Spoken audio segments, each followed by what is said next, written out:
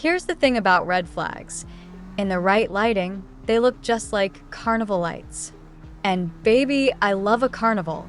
I spent 6 months in a situationship with a guy, let's call him Julian, who told me he was emotionally unavailable. He said he didn't believe in labels. He said he was focusing on his career.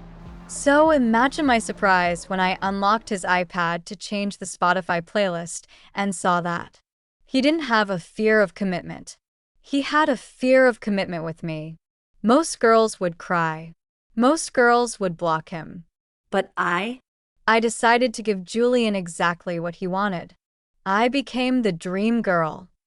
I curated the perfect life, the perfect aesthetic, and the perfect personality, just so I could watch the light leave his eyes when I burned it all to the ground.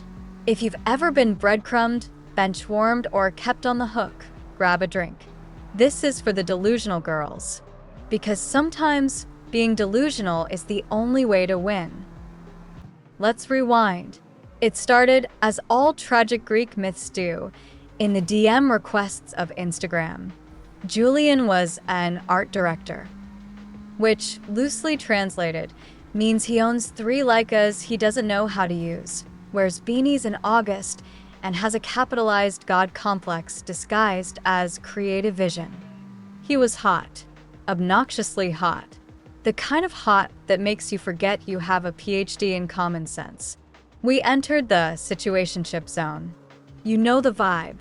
It's that glamorous limbo where you're doing all the girlfriend duties with none of the girlfriend benefits. We were going on dates that weren't dates. We were sleeping over, but leaving before breakfast. I convinced myself this was edgy. I was the cool girl. I didn't nag. I didn't ask, "What are we?" I was just vibing. The breadcrumbing was subtle. It's an art form, really. He'd ignore my texts for 6 hours, then send me a reel of a golden retriever puppy with a caption, "This is us." He'd cancel plans on Friday night because he was swamped, but then FaceTime me at 2 a.m. on Saturday because he needed my energy. And I ate it up. I looked at those crumbs and said, finally a meal.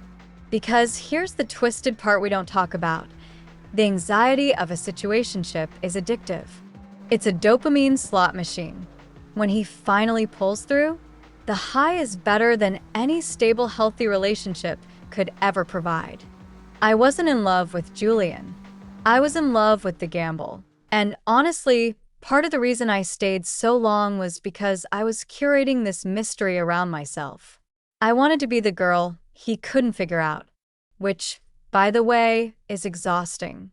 You know what helps keep the mystery alive while you're stalking his ex's Instagram at 3 a.m.? Privacy. Actually, let's talk about scent memory. Because the one thing Julian couldn't breadcrumb was how good I smelled. I was using Scentbird to switch up my perfume every month. It's psychological warfare, ladies. 1 month I'm floral innocent, the next I'm spicy danger. If he doesn't know who you are, he can't get bored of you. Back to the crime scene. It's month 5. We are lying in his bed, staring at the ceiling. I'm thinking about asking if he wants to go to my sister's wedding as a +1. He turns to me, looks me dead in the eye, and says the sentence that every situationship survivor knows by heart. I really like what we have. I'm just not in a place to be a boyfriend right now. I need to work on myself. I nodded. I was understanding. I was cool girl. I said, totally. No pressure. 2 days later, I was at his apartment.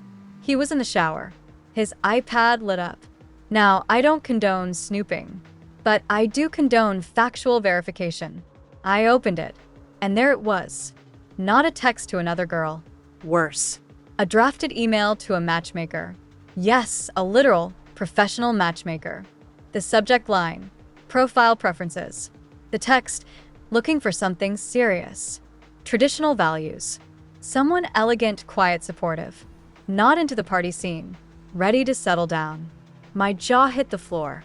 I am the party scene. I am loud. I am chaotic. He didn't want to work on himself. He was interviewing candidates for the role of wife, and I didn't even make the shortlist. I was the placeholder. I was the fun, messy distraction he used to blow off steam while he searched for his classy purebred. I was the fast food. He was looking for a home-cooked meal. I could have screamed. I could have thrown the iPad in the toilet. But then I realized something. Julian thinks he wants a classy, quiet, traditional girl. He thinks that's his type. But he's been obsessed with me for 6 months. He doesn't know what he wants. He just wants what he thinks he can't have. So, I decided to become the one thing he couldn't have, and the one thing he thought he wanted. The plan was simple, the rebrand. If he wanted traditional and elegant, I was going to give him Grace Kelly on steroids. But I wasn't going to give it to him. I was going to give it to the world, and let him watch from the sidelines. Step 1. The digital cleanse. I archived every thirst trap, every party photo. Gone.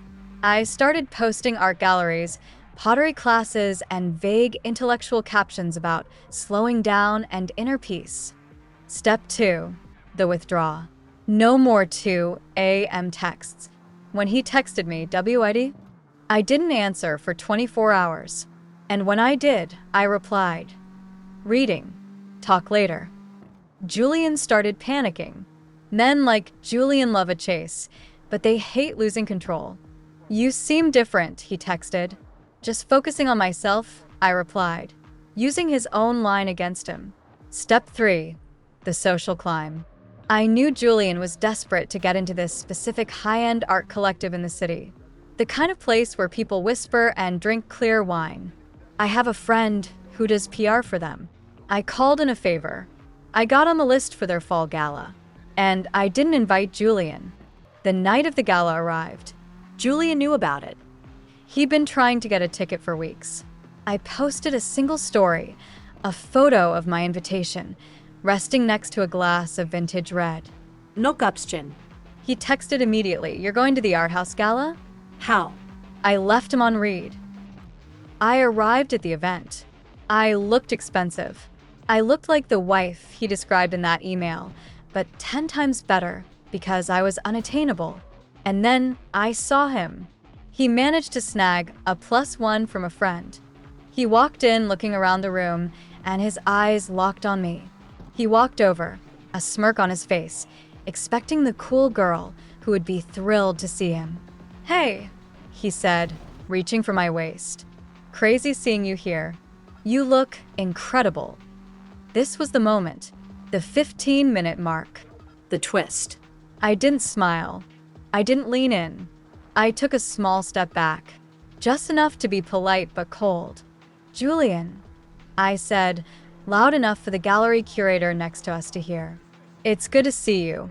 I didn't know you could afford tickets to this." His face dropped. I attacked his ego, his wallet, and his status in one sentence. Before he could recover, a man walked up behind me. Not just any man. The director of the gallery.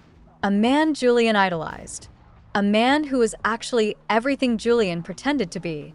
"Ready to go?" The director asked me, placing a hand on the small of my back. I looked at Julian, gave him a polite, pitying smile, the kind you give a fan, and said, "Take care, Julian. Good luck with working on yourself." I walked away. I wasn't dating the director. We were literally just going to get canapes. But Julian didn't know that. Julian called me 14 times that night. He sent paragraphs. "I made a mistake. I didn't realize how amazing you are. Can we talk? I'm ready to be serious." The breadcrumber was starving. He finally saw the meal, but the kitchen was closed. I never replied, because the ultimate revenge isn't keying his car or exposing him on TikTok. It's upgrading your character so severely that he no longer meets the level requirements to speak to you. I didn't do it to get him back. I did it to remind myself that I could be whoever I wanted to be, and that he was just a stepping stone, not the destination. Although, I did just get a text from his dad inviting me to lunch. But that's a story for another video. Stay toxic, besties. See you in the next one.